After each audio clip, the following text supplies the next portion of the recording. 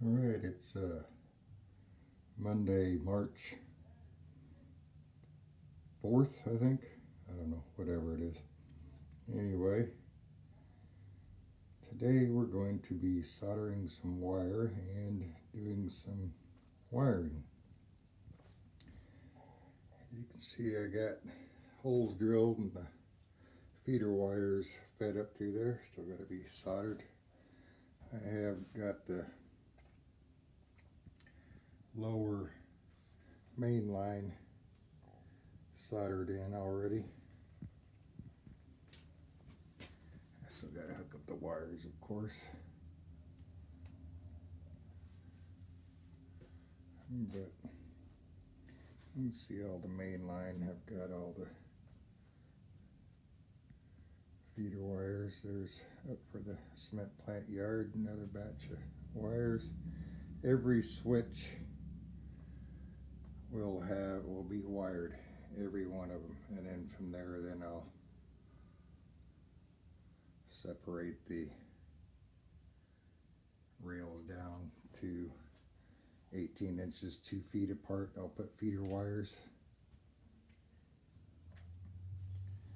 Another set soldered in. I did these last night. Like I said, every switch will have feeder wires going to it. I just did it up towards the wider part is where they're all at.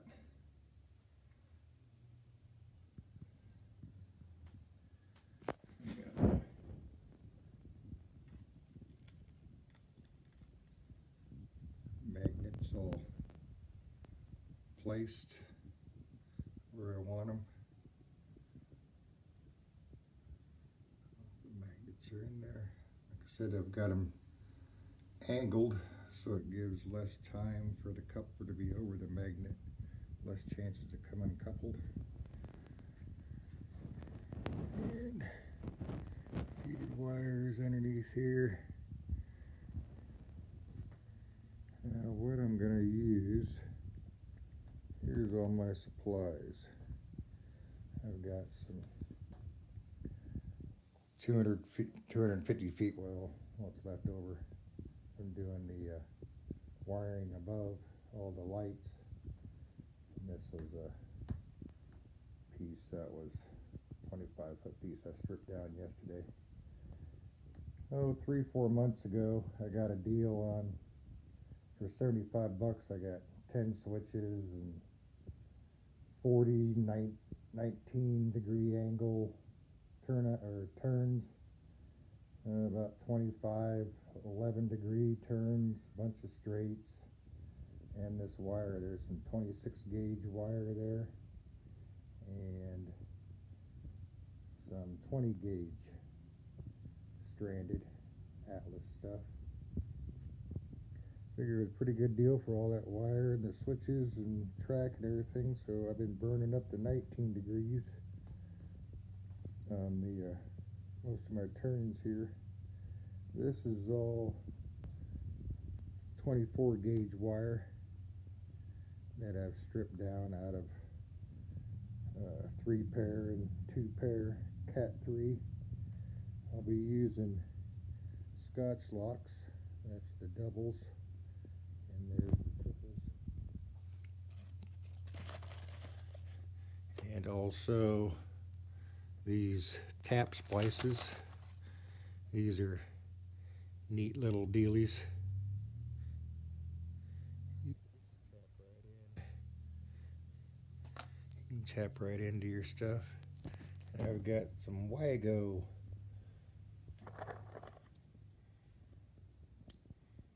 These are lever wire nuts. Lever action. Slide your wire in there and clamp her down, and reusable, easy. Here's how I got it set up. This one here, I got 40 of them for $15 or $18.50, and you can see that basically say that this is the bus wire. here, in, bus wire out, and these would be the feeder wires. And say I wanted to have more, like a, I don't know, splice 3 or 4 of them together and lead it right back to the WAGO switch here. Here's another one. Let's see. Basically, they wouldn't be this close. It'd be 18 inches, 2 feet apart. But this is a 20 gauge wire here. And then these feeder wires are 24 gauge going back to the 14 gauge in the WAGOs. Got its own separate slot. It holds the 20 gauge really well. Holds the 24 gauge really well. These are rated for 28 to 12 gauge. These are going to be really nice instead of terminal strips, which I do have some of those here. But I think I'll be using a lot of these WAGOs. These come in 2, 3, and 5 slot. Pretty good. I think they're at $18, $19 a box. They're 46 cents a piece, but all this stuff right here should go together really using these Scotch locks of various types depending on how many wires I need. And of course got the strippers. These are nice to have here. I've got a couple pairs of these. You can also strip your smaller wires here with that. Just put your thumb on it and rip it off.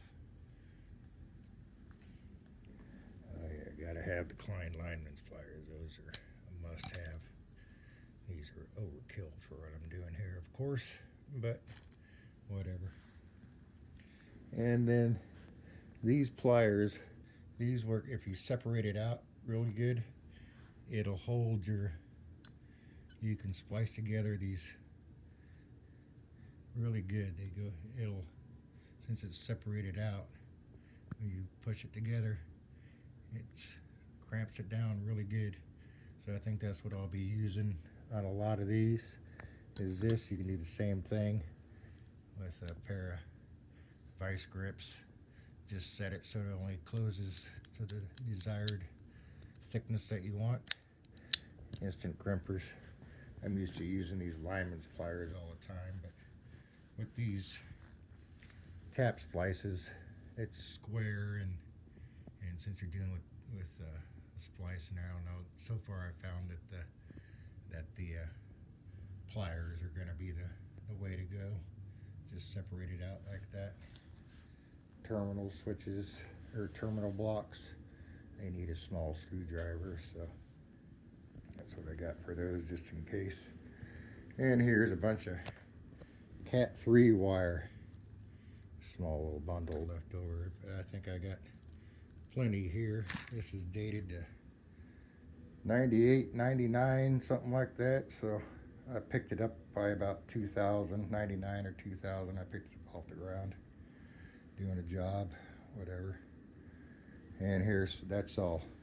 This stuff here is all 2-pair, which has got 4 conductors in it. And I got a little bunch left over here. There's probably only 20 feet left here. This is 3-pair, so it's got 6 conductors in it. I've stripped off a bunch of that because I'm using the blue wire right now for my switch activator pull wires.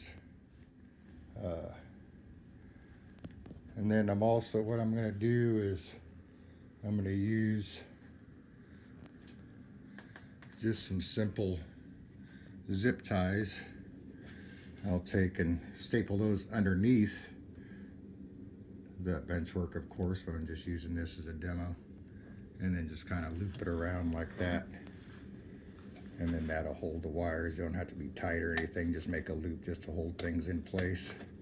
Hold it high and up out of the place because there'll be a bunch of switches and things in the way. So If you want, I guess you could crimp it down real tight to the table and just come by and cut them, put a new one in. I've got, I'm just going to use a Power Shot little handy dandy stapler there. I got some small zip ties there and some standard zip ties. Depends on, I don't know which one's going to be used the most, but imagine the small little ones, it's nothing. Just going to be a holder more or less. So a little drill bit that I use to go through. A pen cushion. You got to have the pens to hold the tracks, and also hold switches open and closed whichever way you want. But so I use that a lot. I like that little tech too. That's pretty cool. DCC is going to be a heck of a lot nicer, but that's a nice little device for people that want DC only. Here's my parking spot for my train here lately. Out of the way. Back in the loop area, the cement plant area, I'm kind of staging that for my next build area, I guess, after I get this wiring done out here. And there's going to be the next. I might do some scenery though too, I'm not sure. I think over here against the wall where I have the yard lead, I think I've got the track painted on this section right here so far. I'll probably do a little scenery on this section right here. It's a nice small thin area, and do it up real nice there.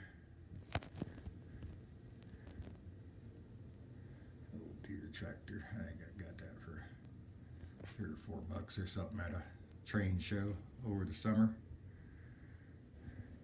See, I got the yard all laid down and complete with a slight visual on an industry or something that'll be up here. Something like that, I think. Nice area, nice size area to have something. I'm thinking of a lumber storage yard, so I can add lumber cars to the layout. And I was separating these out over here a little bit. I think I might have like a loading dock or something on this first track. I don't know yet for sure. Something back here on this track too, some sort of a loading platform or something is why I got them separated out. And back up here where you see the yellow lines is an idea for a road area. At a road, I'll elevate that a little bit above the yard, 1/4 inch. So far I got the foam used. And the road will go down to the cement plant and enter through there. And against this window I'll have other type businesses or something. I don't know yet. That's something for future pondering. Anyway, today we're going to do the soldering and some wiring. So I'll make another video once that's all done and show you how that's completed. Till then, see ya.